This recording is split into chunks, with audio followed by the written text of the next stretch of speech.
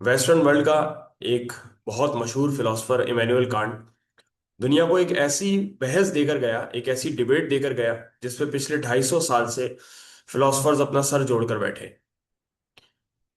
आपको बहुत मुख्तसर से अंदाज में वो समझाता हूँ। तसव्वुर करें कि आज से कुछ साल पहले तक आपको जो एक गाना बहुत पसंद आया करता था और उसको सुनकर बहुत सारे ख्यालात जहन में आया करते थे। अगर आज उसे सुने तो क्या वही ख्यालात जहन में आएंगे? तो हम में से अक्सर के साथ ऐसा नहीं है। बल्कि आज से अगर 5 साल बाद, 10 साल बाद हम उस गाने को सुने तो यकीनन ख्यालात तो जहन में आएंगे, लेकिन अब वो ख्यालात कदरे मुख्तलिफ होंगे।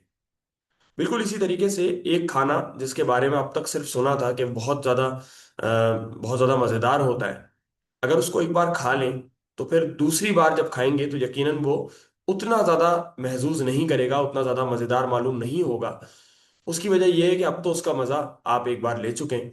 और एन मुमकिन है अगर आप उसी खाने को जो इतना मजेदार है बार बार खाते रहें, रूटीन में खाते रहें, बल्कि रोजाना की बुनियाद पर खाते रहें, तो फिर शायद आप उससे बोर हो जाएं और तंग हो जाएं। और फिर आपको शायद वो मजे मजेदार ना लगे, बल्कि आपको बदमजा लगे कि मैं क्या बार बार एक ही खाना खाए जा रहा हूँ।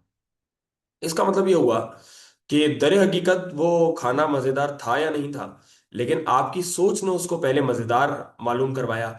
और उसके बाद जब आपने वो खा लिया और बार बार खाते रहे तो फिर आपकी सोच ही थी जिसने ये बात बताई कि नहीं, ये इतना मजेदार नहीं है, बल्कि ये तो तुम्हें बोर कर रहा है। एक फिल्म जो सबसे पहली दफा देखी, जिसके बारे में बड़ा आपने सुन रखा था कि बड़ी जबरदस्त फिल्म है, और उसको पहली दफा देखा तो बहुत मजा आया, लेकिन जब उसको दूसरी दफा भेद देखा तो क्योंकि कहानी पहले से मालूम थी तो अब की बार उतना मजा नहीं आया। और अगर उसी फिल्म को रोजाना की बुनियाद पे देखना शुरू कर दें तो यकीनन फिर उतना मजा बिल्कुल भी नहीं आएगा, बल्कि हो सकता है वो बोर करने लगे।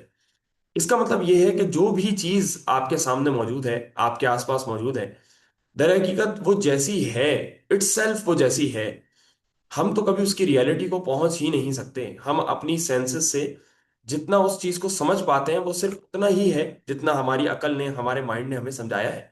और ये भी मुमकिन है कोई चीज जिसको जिसका जिसका परसेप्शन मेरे पास कुछ और हो, उसका परसेप्शन आपके लिए कुछ और हो।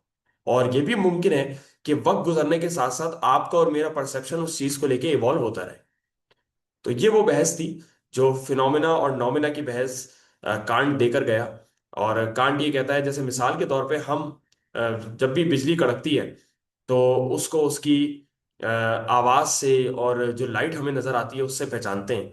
तो लाइट का नजर आना और आवाज का, गरज का आप तक पहुंचना, ये तो एक फिनोमिना है, और बिजली का कड़कना एक नॉमिना है। तो बेसिकली ये दो अलग अलग कॉन्सेप्ट्स हैं। आप इसको पहचानते हैं सिर्फ उसकी वजह से। देखिए, जब आप बचपन में बिजली की घनगरज को सुनते थे तो आप डर जाया करते थे, लेकिन अब जब आप बड़े हो गए तो आप उससे उतना डरते नहीं। और अब आपके लिए वो चीज़ नॉर्मल है, क्योंकि आपको पता है कि नेचर का एक फिनोमेना है। इसका मतलब ये हुआ कि दर हकीकत उससे डर का मिलना और अब वो डर का बंद हो जाना, ये सिर्फ आपके दिमाग का ही कमाल था और आपकी सोच का ही कमाल था, जो कि वक्त के साथ साथ इवॉल्व हो रही है। तो कांट इस सारी बहस से दुनिया को ये आइडिया देकर जाता है कि मिसाल के तौर पे आपके पास कोई भी ऑब्जेक्ट हो, उस ऑब्जेक्ट के बारे में, जैसे ये लाल रंग का है और ये एक एक इसकी लेंथ है, एक इसकी थिकनेस है, तो इसको मैं सिर्फ उतना ही ऑब्जर्व कर पा रहा हूं या उतना ही समझ पा रहा हूं जितना मेरी सेंसेस इसके बारे में बता पा रही हैं। हाँ, अगर किसी के पास मुझसे ज्यादा सेंसेस हो, किसी के पास कोई सिक्स सेंस हो, तो वो इसको इससे ज्यादा अच्छे तरीके से ऑब्जर्व कर सकता है। तो इसका मतलब ये हुआ, अच्छा, उससे ज्यादा किसी के पास सेंसेस होंगी तो वो इसको और ज्यादा अच्छे तरीके से ऑब्जर्व कर सकता है।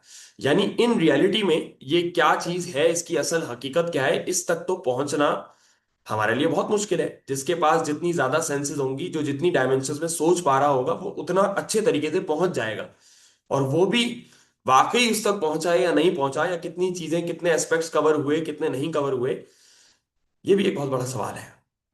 तो ये नॉमिना और फिनोमिना की वो बहस थी जो कि कांट इस दुनिया को देकर गया, जो पिछले 250 साल से वेस्टर्न वर्ल्ड में बहुत मशहूर है। और इसके बारे में इंटरनेट पर अगर आप थोड़ा सर्च करेंगे तो यकीनन आपको बहुत सारी नई बातें मालूम होंगी। इंशाल्लाह आइंदा आने वाले लेक्चर्स में किसी दिन इमैनुअल कांट पे डिटेल में बात करके आपको बताऊंगा कि क्यों वो जर्मन फिलोसफी में इतना बड़ा नाम है।